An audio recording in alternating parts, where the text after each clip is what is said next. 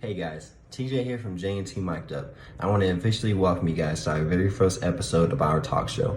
In today's episode, we got a chance to interview Jared Greenberg this past summer over Zoom. He is a person of the media and a big name in the sports industry. In the future, we want to interview people of the media, Black college students, Black college athletes, HBCU students, and Black business owners to give them a platform where they can promote their business and tell their stories and their backgrounds and where they come from. In today's world, I feel like Black people's perspectives aren't really evaluated or cared for that much. So we want to give a chance and an opportunity to all those Black people out there, all those young Black people out there, a chance to tell their story. So stay tuned, follow our page, subscribe to our page, and support us on our journey. Peace out, y'all. Enjoy the content. All right, Jay, you want to go ahead and start with the first question, man? Yes, sir. We'll get things started. So, Mr. Greenberg. You can call me Jared, by the way. Okay, Jared. Got you. So don't make me feel like an old man. Come on now. No, I want to be professional. That's just how I'm raised. Yeah, I appreciate that. So, Jared, was covering sports something you've always envisioned yourself doing? Since I've been about 14 years old, yeah. I think like most kids growing up, I wanted to play professional sports, but, I had a reality check at a real young age that I sucked. So I knew that I had to take another avenue because, I think like a lot of kids out there, I didn't have much as a kid. Like I didn't know what my future was. And I don't think like when you're 14, 15 years old, you don't necessarily have to have it figured out. But like everybody's getting ready to go to college to do something. And I had older brothers who were very successful in working in a professional field, having nothing to do with sports. But I was like, that looks boring to me. Like, I don't want to sit in an office. I don't want to be a salesperson. I don't want to do that type of normal stuff. So, from the time I was 14 years old, I was lucky enough or fortunate enough, I should say, to have an opportunity to work at a college radio station while I was in high school.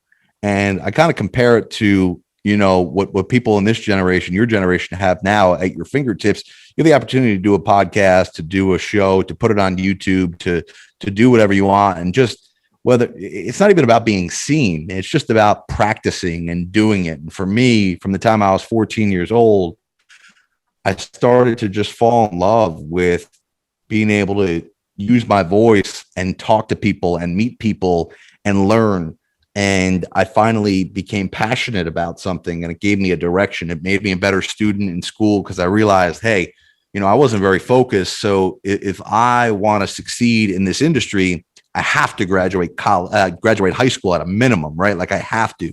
And then I probably should go to college because that probably will give me a leg up in learning more. So I got to get my grades straight to go take those next two steps. And then in college, I was really laser focused. I went to a school called Hofstra University, which is on Long Island in New York. And I was really laser focused at their radio station where I was covering games and doing talk shows and covering live events and just meeting people and getting the reps. And again, it wasn't about gaining followers or being heard by people. It was just getting that practice ready. So when I was getting out of college, I wasn't trying to learn the ropes. I was, ready to almost, start running with it, which, I did as soon as I got out of college. So that you said you joined was the radio show when you were 14 in high school? Yeah, so I was a freshman in high school, and it's a pretty interesting story. And it's one I love to share with people because I think it shows you that you got to go create your own path. So I was sitting in a TV production class. I was a freshman in high school. And at the end of one class, the teacher held up a piece of paper and said, hey, everybody knows there's a local college in our town here. Well, the local college radio station is looking for some volunteers to come over and help and maybe get on the air and do some radio shows. He said there's one sticking point, though. You got to be a senior in high school to take advantage of this. And he said, if there's any seniors in the class who might be interested, I'm going to leave this piece of paper up here at the front of the class. If you're interested, come up here and take the information and go reach out to them. And a light bulb went off, man. Something clicked like it's never clicked in my life. I'm like, I'm only a freshman. You know what, though? This guy can't stop me from taking the information and at least giving it a shot. So I took down the information, and I was like one of two kids from the class to actually call And they didn't care that I was a freshman. They loved that I took the initiative. They loved how much interest I showed. And I ended up being the only one from that class that ended up getting a show out of it. I got a like a playing music show, like where I go in and I'm like a DJ. And you're just following the script they have, you playing whatever music they have, and you're on. And all of a sudden, after a few weeks of doing that, I'm looking around. I'm like, well, what about doing sports? Nobody at this radio station is doing sports. And they looked at me like, do you want to do it? Like, a college radio station should absolutely have a sports show. So by the time I'm 15 years old now, I'm doing a weekly 3-hour sports talk show on this college radio station, which again, it was like a 100-watt radio station. So like my parents could barely hear it at my house, but it was the coolest thing ever because I had hundreds of these shows before I even got to college. And then I did hundreds more when I was in college. So it wasn't like this new experience to me. And for me, for the first time I sat down in that radio booth, my father had to drive me there because I didn't have my license, right? So my father had to drop me off at the radio station. And I literally, because it was a Sunday morning, my first ever show, I had to power up the transmitter. I had to hit a button that put the transmitter on. And it was such a small radio station. I literally turned to my father. I'll never forget this moment. I turned to him. I said, Dad, I'm never doing anything other than this the rest of my life. Like, this is so empowering. This is so awesome. And I just put my head down and made it happen. So, the lesson for me that I learned is just because somebody says you got to be a senior in high school to do this doesn't mean you have to listen to them. You gotta go create your own path and knock down your own doors. It's crazy because in high school, you're in this TV production class, and then you go and you're getting all this live practice. Literally, you're just putting reps and reps and reps. It reminds me of like Stephen A. when he was in college and high school. He's just writing columns and articles already, and that's what kind of got his like that next step ahead of everybody else. So it's crazy because you start from a young age and it just transitions so well into college and to your professional career now. So definitely that's what helps. Yeah, people talk so much in this industry about networking and who you know. And yeah, that's certainly important, but who you know is only going to get you so far. Like, you got to be good at what you do, and you got to know what you're doing. So for me, there's so many layers to this industry. Yes, networking is hugely important. Like, if you don't know the right people, you're probably not going to even get an opportunity. But once you get there, like, the thing I always share with people who are trying to break into the industry is don't wait to get the job interview of your dreams to start preparing for that job. If you want to do something, you've got to start now. And you've got to be willing to sacrifice and say, you know what, I don't care that I'm not getting paid for it. I don't care that I don't see a direct line to get that job today or tomorrow or next week or next month. But damn it, I'm going to work hard today. So if that opportunity comes about, I don't look unprepared. The biggest thing that I've ever done, and you can ask anybody who knows me, is I work my ass off. You can comment about the things I say on the air. You comment about my wardrobe. You can, you can make all these different critiques of me. But the one thing I don't think anybody would ever say about me is that I come to the table unprepared. I'm going to be the most prepared guy in every broadcast I do. So that really has nothing to do with networking, meeting people. It has to do with sitting down at this desk that I'm at right now and working my butt off. As soon as I get off talking to you guys today, I'll give you an example. Like, I have the NBA finals that I'm covering. I'm getting ready to go back out to Phoenix for game 5 here in a couple of days.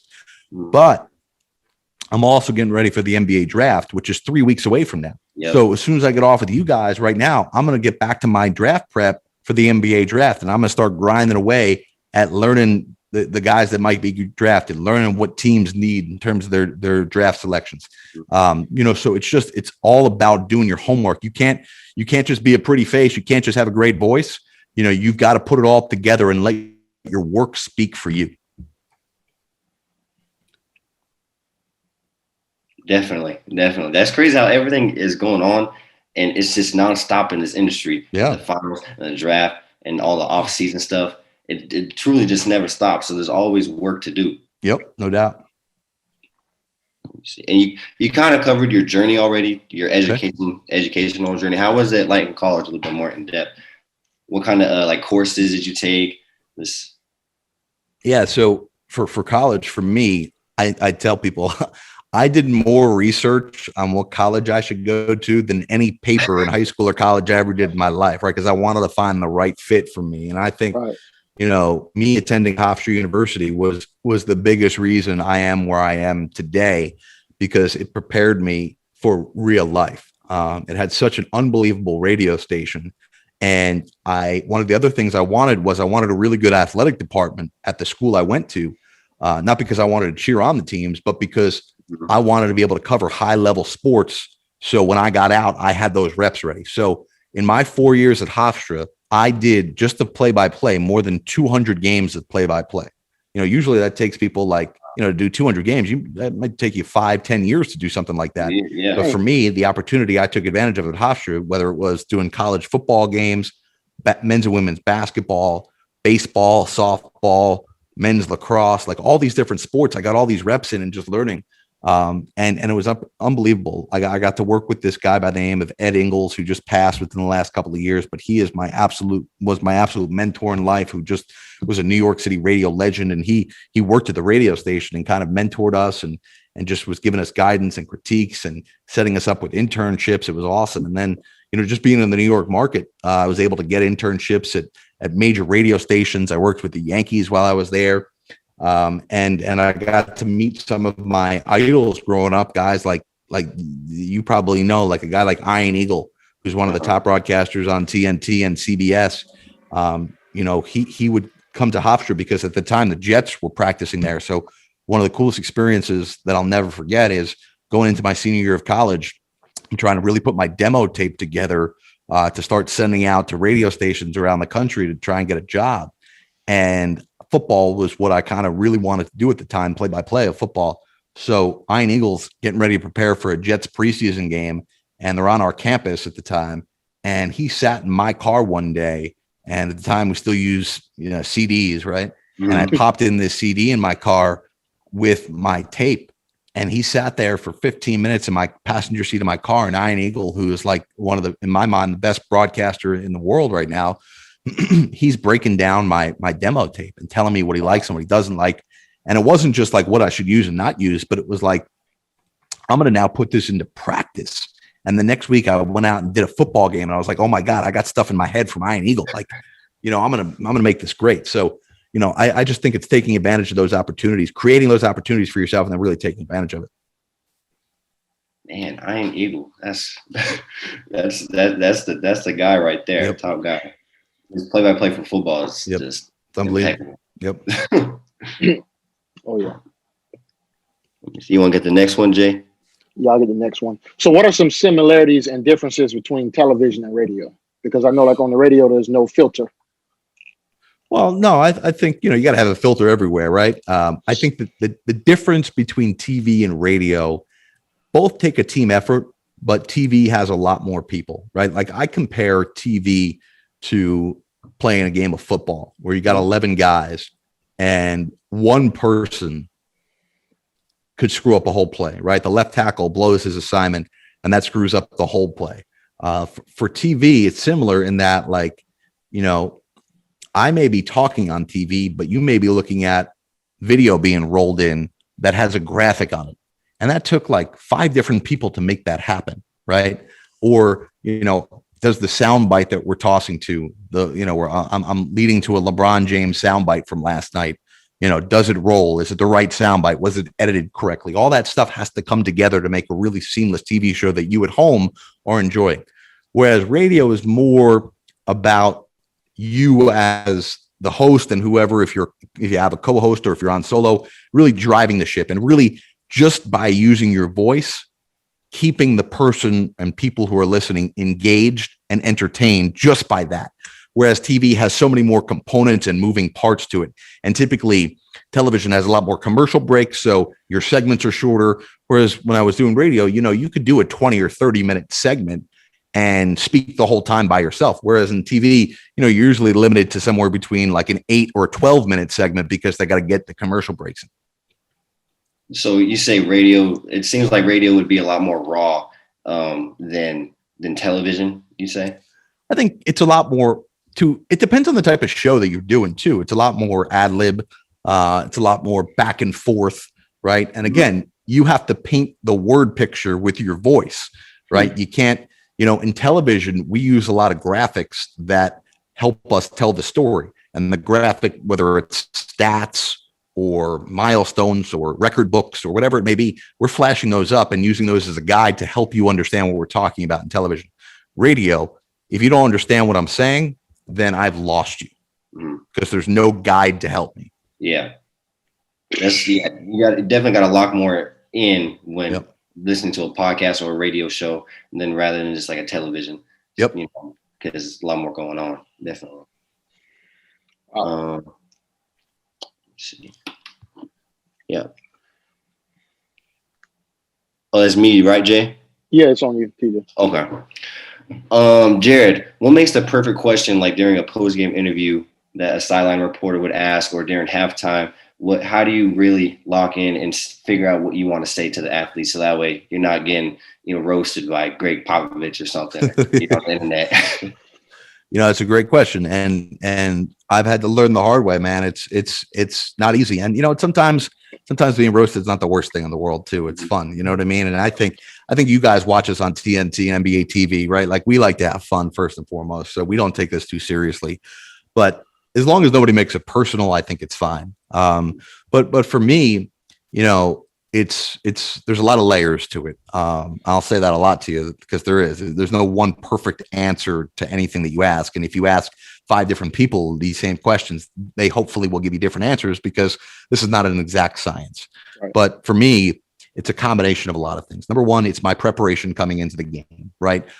When I'm asking somebody a question, whether it's in game, a coach in game, or I'm asking a player after a game, or if I'm chatting with a coach before the game, it's all about my prep work. Number one, what were the headlines? What were the stuff we were looking at coming into this game? And how do I apply it to what just happened? Okay. Number two, I have to watch the game. I have to see what happened. I can't pre-plan my script. And then all of a sudden something goes haywire. And now that question that I had thought about makes no sense. You've got to really watch and see what's going on, right? And apply your knowledge of not just the prep work you've done, but all the knowledge you have of these teams, this scenario, what's at stake into the questions. And then third is listening to the answer, right? You may have one question and then you may have a second question lined up in your head.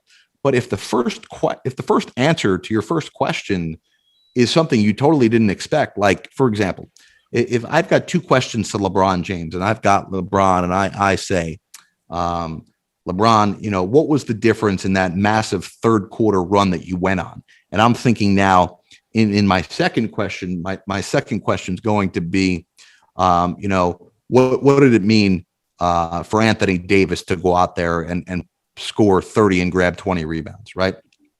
And his first answer is, well, I got to say, everything is all about Anthony Davis. He let us, he said something in the huddle that really sparked us. He said F you to me, and that really triggered me, and I really got going, and that motivated me.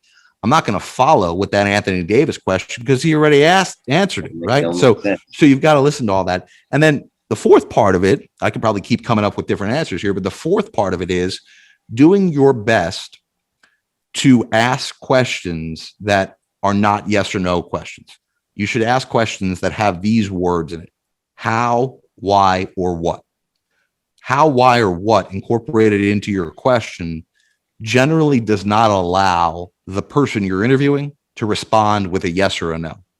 And it makes them think about what you're asking, and hopefully they give you a more complete answer. And then the fifth and last thing I'll say here is knowing who you're interviewing. Listen, you don't have to throw softballs to these guys. You don't also have to feel like you're, a detective with the light shining in their eyes trying to, grill them. There's got to be some balance, and you got to know who you're interviewing. If I'm interviewing Kawhi Leonard, I know he hates to talk about himself. So I may try and ask a question about himself, but I know if I loosen him up first by asking about his teammates, he's more likely to answer a second question about himself because he got that whole thing about asking about his teammates. Whereas there's some other guys in the NBA who love just talking about themselves. So I have no problem teeing them up to talk about how great they are. So it's incorporating all that stuff. And by the way, you're doing all this on live TV with an earpiece in, with a producer in your ear screaming at you that you've only got 30 seconds or you've only got 10 seconds, or, hey, they say to you, hey, ask just one question. And then as the guy's answering your one question, he says, no, we got time for one more, ask one more, like all this stuff is happening. So it's a lot. It's nothing like the adrenaline rush of being on live TV, doing all this stuff. It's so much fun, but there's a lot that you've got to consider. And then I'll add a sixth thing: be conversational. Be conversational. Have fun with it. Don't be stiff with you may have some pre-planned questions. You may be listening and being able to react, but bottom line is you want to sound like you're having a conversation, not just with the person you're interviewing, but the person on the couch drinking a beer watching you also feels like they're at a bar with you, part of this conversation. That's probably more than you wanted, but I get pretty fired up. I get pretty fired up about this stuff. That's great. I get fired up about this stuff, man.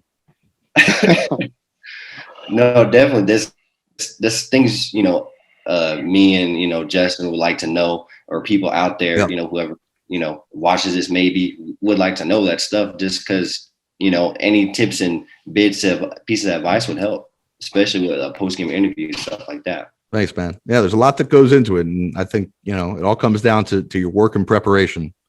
And the big thing that I find that people don't do anymore, and it boggles my mind, is that, like, if your dream is to be a sideline reporter, if your dream is to do play-by-play, or you want to host podcasts for a living, or you want to do a radio show, or whatever it is you want to do, are you going out of your way, and I mean like on a daily basis, to watch and listen people that you think do a really good job at that?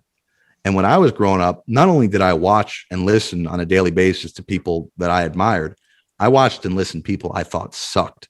I wanted to hear and watch why I didn't like it. I wanted to really be able to put my finger on what it was about that person that either I wanted to emulate or things that I never wanted to do while I was on the air. And to me, as much as I have to study like basketball, I've got to know stats, and I've got to study notes, and I've got to know the history of stuff. I also got to learn the business. I got to know how to conduct myself when I'm on the air. And how do I do that? I study the craft. I watch, I'm on TNT.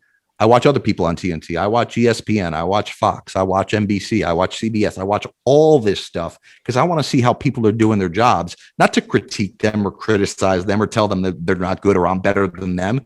It's to learn something. It's to learn what I like and what I don't like and see how every day I can make myself better. Definitely. I have a side question that we didn't write down. Who's been your favorite encounter with athlete wise? Who's been your favorite, conversationalist to talk to or anything like that? Yeah, I mean, in the NBA, one of the coolest guys that I've gotten to interview a lot over the last few years has been Steph Curry. Just like the most down to earth guy, like locks eye contact with you. Knows my name, will say my name when he's, like it feels like a real conversation. So he's probably been my favorite guy so far in the NBA. Steph Curry. Yeah, you definitely, you hear good things about Steph Curry. Usually. I wanted to ask you about. Is there anything? I wanted to ask him about Marv Albert. What Yeah. type of legacy or impact did Marv Albert have on TNT Sports, or like inside, or like just Turner Sports in general? Because I mean, he has a great voice and he's known for his signature word "yes" after every shot. Yeah, man, I would say he's left an indelible mark, not just on TNT and not just on the NBA, but on all of sports broadcasting. I had the privilege of growing up in northern New Jersey, where I grew up listening to Marv, not just do basketball, but he was also the voice of the Rangers as well as the Knicks.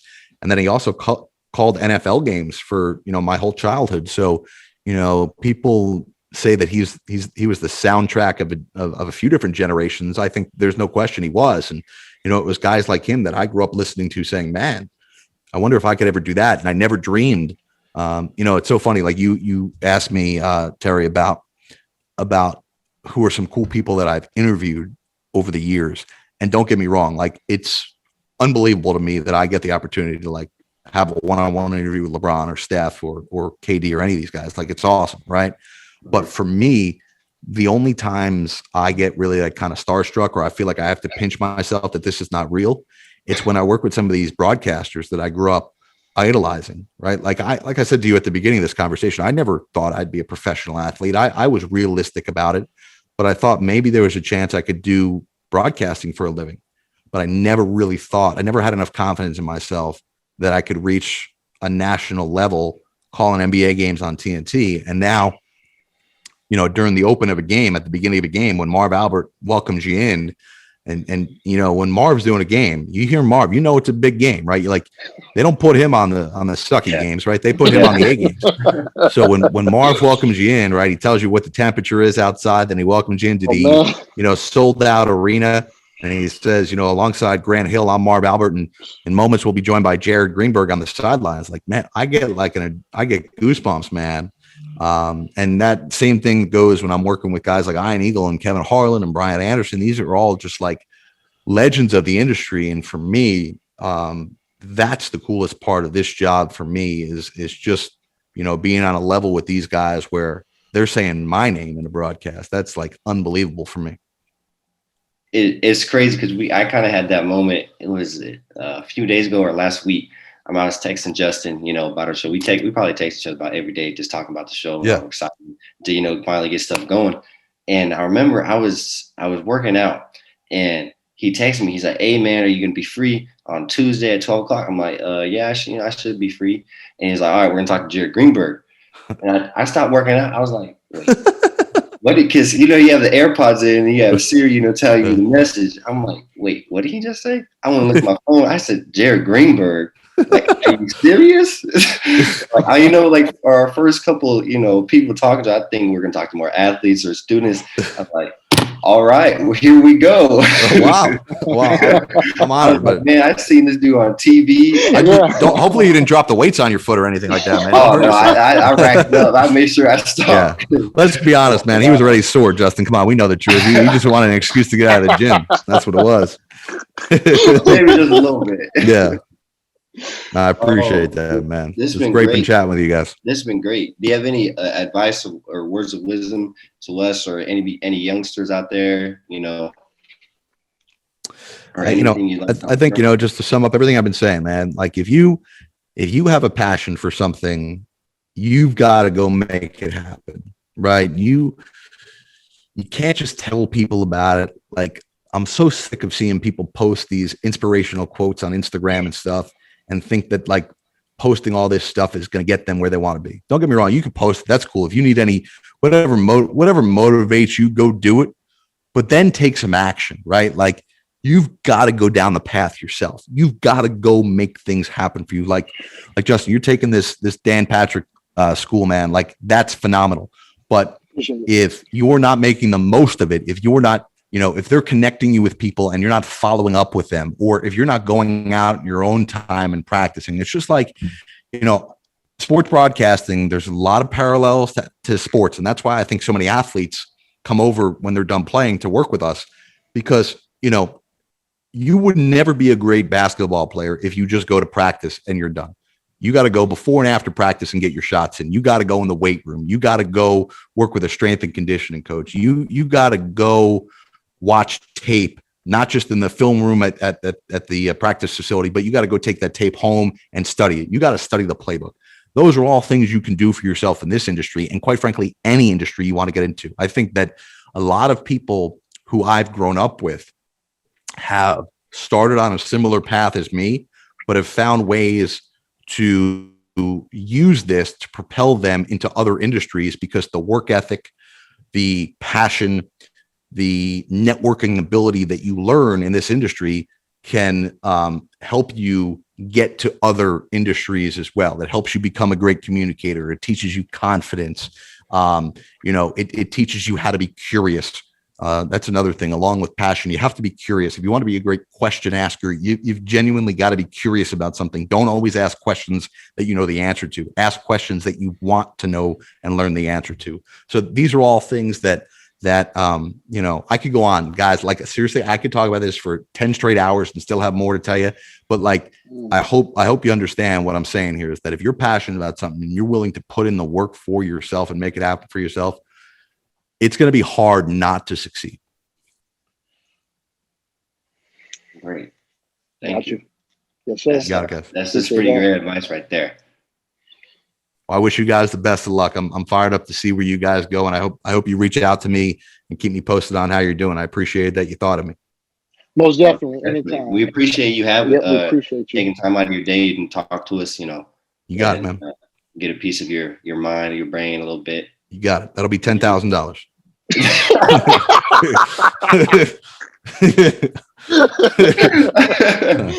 Oh man.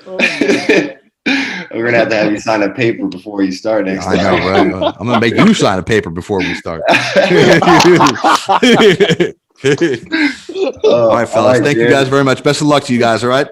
Thank you. Continued success. Thank you guys. Appreciate you. Sir. All right, bye. Bye. Hey, it's Justin here from J&T Mic'd Up. Hope you guys really enjoyed the conversation that we had with Jared Greenberg, talking about his journey into getting into the sports field, talking about Marv Albert, talking about working as a sideline reporter for TNT Sports. Just giving out advice to anyone who wants to become a great sports broadcaster like yourself. If you guys really enjoy this conversation, you can leave a like, comment, and subscribe to the channel. We are an up-and-coming show that is going to be basically focused around black athletes as a whole. We want to dive into the HBCU perspective, hear from HBCU students, hear from former HBCU students, talk to businessmen, entrepreneur, people that specialize in a multitude of fields that we want to eventually venture out into. But yeah, this will be a platform for anyone who wants to sit down and have a conversation is welcome to come on, and we can have a great conversation. Peace out. Thank you.